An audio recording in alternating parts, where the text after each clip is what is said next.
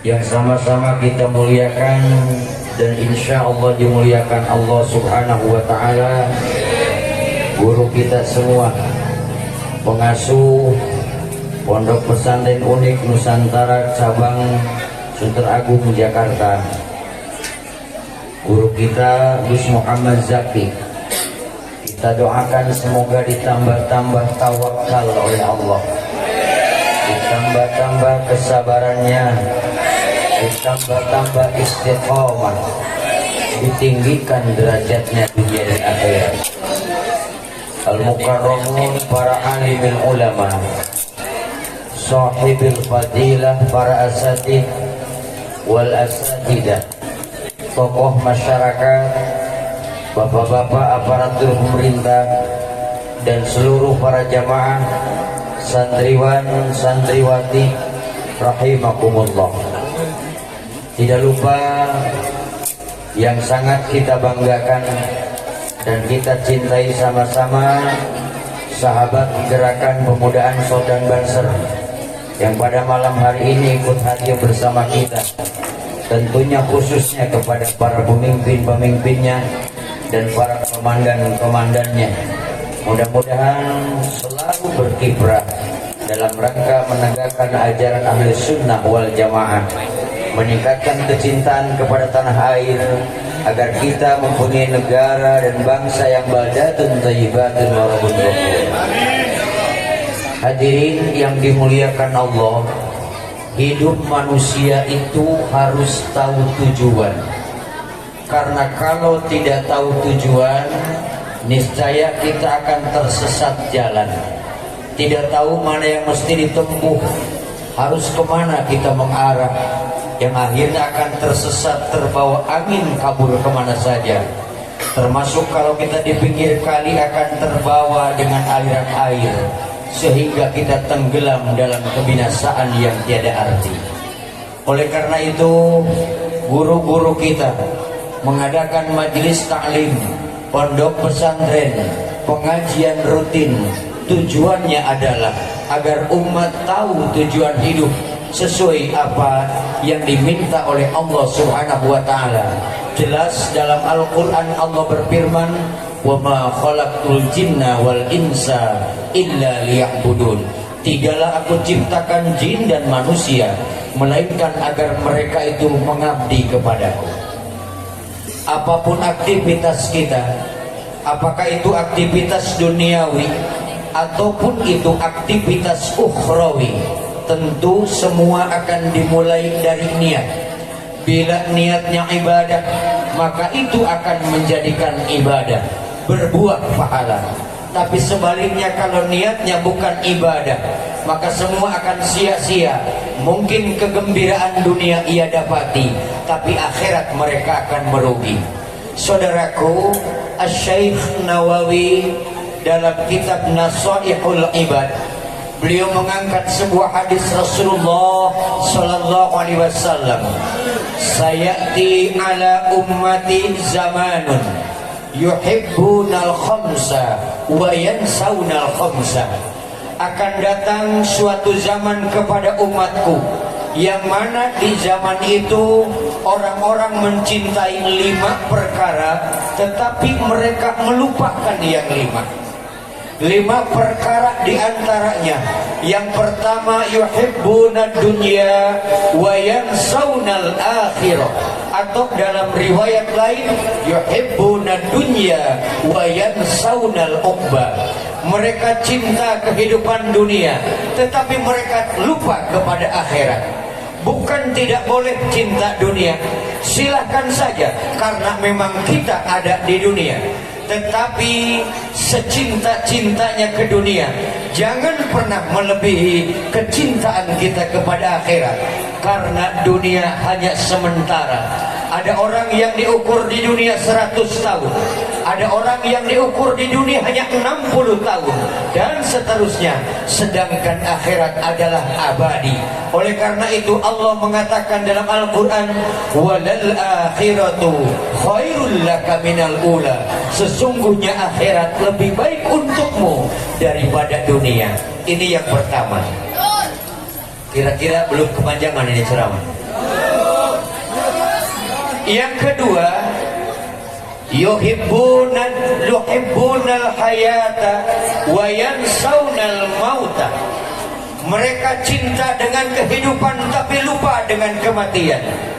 Seakan mereka tidak pernah ingin mati. Mereka lupa bahwa umurnya itu dibatasi. Mereka lupa dunia sementara saja, dan kematian itu menunggu kepada kita. Di mana tempat, kapan waktunya, apa penyebabnya, pasti yang namanya mati itu akan datang. Ajal itu akan tiba kepada kita. La yastakhiruna sa'ata wa la yastaqdimun. Jika ajal tiba, tidak ada yang bisa permisi nanti dulu atau segerakan saja, karena kematian itu sudah dicatat Allah Subhanahu wa ta'ala. Boleh cinta hidup, karena orang apa namanya kalau tidak mencintai kehidupan. Tapi jangan lupa dengan kematian. Sehingga karena terlalu cinta dengan hidup, kita terlena dengan mati. Hidup sebebas-bebasnya, tidak memakai aturan, lupa kepada aturan Allah Subhanahu wa ta'ala. Karena seakan ada istilah hidupnya tidak akan pernah mati, padahal kematian itu sebentar lagi. Itu yang kedua. Kemudian yang ketiga, orang-orang disebutkan oleh Rasulullah SAW dari yang 5, yaitu mereka yuhibbunal mala wa yansawnal hisaba. Mereka cinta kepada harta tapi lupa bahwa harta itu akan dihisab Allah. Boleh kita punya harta, bagus kita menjadi orang kaya.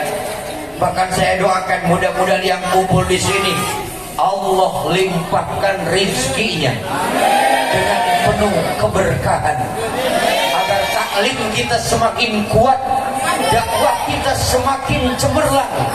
Sebab tidak mungkin kita bisa bergerak tanpa itu harta.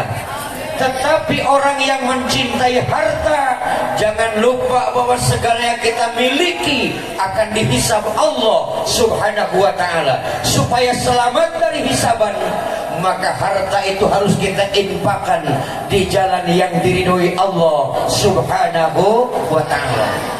Pesan saya sering disampaikan, termasuk di Unik beberapa kali. Hidup itu pertama, sempatkan waktu untuk ibadah. Yang kedua, sisipkan harta untuk sedekah. Dan yang ketiga, berakhlaklah dengan akhlak yang ramah. Karena Rasulullah SAW mengajarkan akhlakul karimah. Saudara-saudara yang dimuliakan Allah Subhanahu wa ta'ala, dunia boleh kita miliki, tapi kita jangan pernah dikuasai dunia. Karena kalau orang dikuasai dunia, ia tidak akan punya sempat untuk ibadah. Ia tidak akan punya sempat untuk mencari ilmu. Seakan-akan waktunya itu habis, siang dan malam, tak cukup untuk menjadi hamba dunia.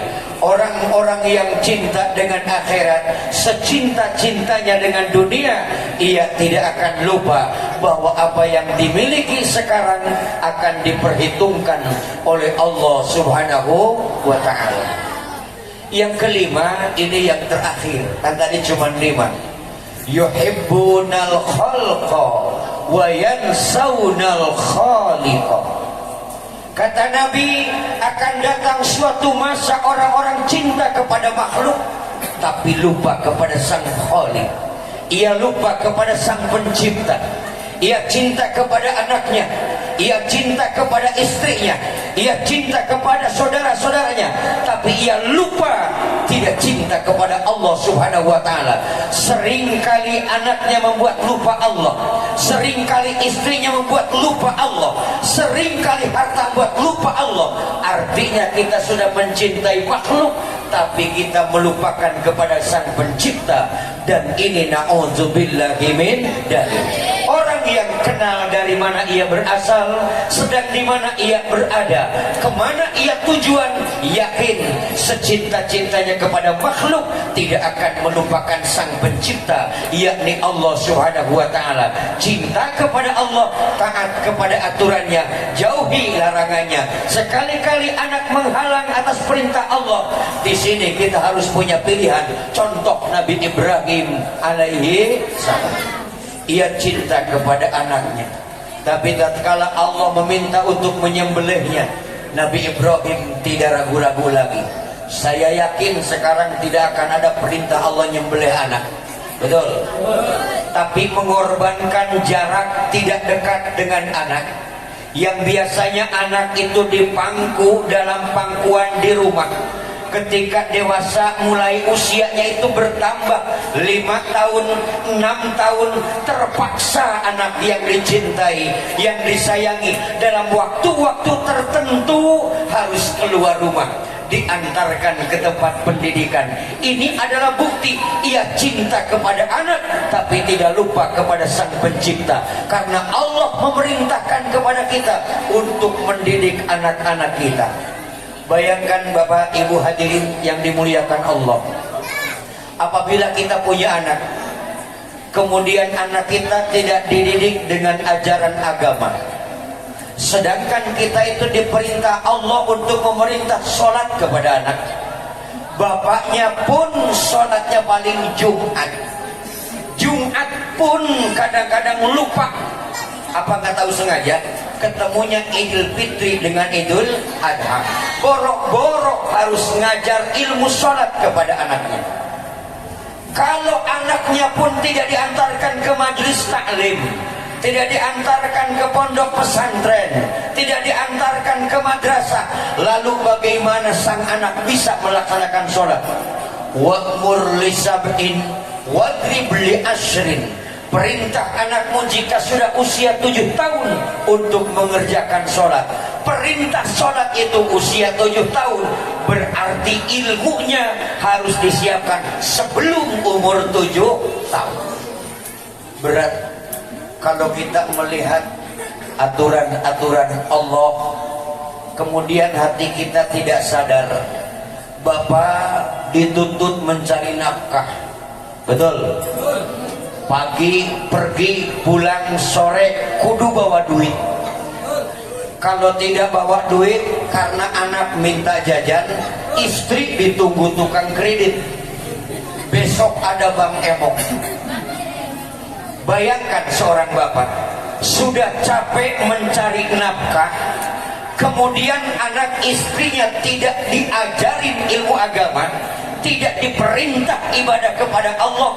Ia di dunia capek seperti sapi perah, di akhirat ia akan dihisab oleh Allah Subhanahu wa ta'ala. Oleh karena itu, secinta-cintanya kepada anak, tempatkan dia dalam pendidikan agama supaya mengangkat derajat orang tuanya dunia dan akhirat.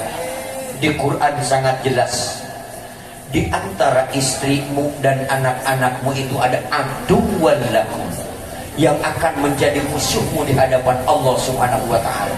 Oleh karena itu, anak istri kita jangan sampai menjadi musuh kita di hadapan Allah Subhanahu wa ta'ala, karena berseberangan hati, karena berseberangan pikiran, tidak mengarah kepada kebaikan, bahkan akan mencelakakan kita di hadapan Allah Subhanahu wa ta'ala.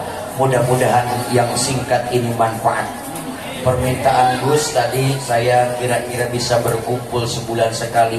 Insya Allah, jangankan sebulan sekali, seminggu sekali pun kalau tidak sedang berhalangan, saya akan hadir ngaji bersama-sama. Oleh karena itu, malam ini semoga Allah turunkan rahmat dan berkah kepada kita semua. Allah berikan ilmu yang manfaat, yang barokah. Anak cucu kita dijadikan orang-orang yang soleh dan solehah. Sebelum saya menutup, ingin sekali mengajak berdoa, munajat kepada Allah bersama-sama. Allahumma sholli wa sallim wa barik ala sayyidina wa habibina wa syafi'ina wa karimina wa maulana Muhammad wa sallim radhiyallahu tabaraka wa ta'ala an kulli sahabati Rasulillahi ajma'in. Alhamdulillahi rabbil alamin. Allahumma salli ala sayyidina Muhammad wa ala alihi wa sahbihi ajma'in. Rabbi fa'na bima 'allamtana, Rabbi 'allimna alladhi yanfa'una, Rabbi faqihna wa faqih ahlana wa qarabati lana fi dinina. Rabbana hab lana min azwajina wa dhurriyyatina qurrata a'yun waj'alna lil muttaqina imama. Allahumma barik fi auladina wa dhurriyyatina wa la tadurruhum wa wafiqna birrahum birahmatika ya arhamar rahimin. Allahumma ij'al auladana wa dhurriyyatana min ahlil ilmi wa ahlil khair wa la taj'alhum min ahli jahli wa ahli dhair. Rabbana atina fid dunya hasanah wa fil akhirati hasanah wa qina azabannar. Wallahul muwaffiq ila aqwamit thariq. Assalamu alaikum warahmatullahi wabarakatuh.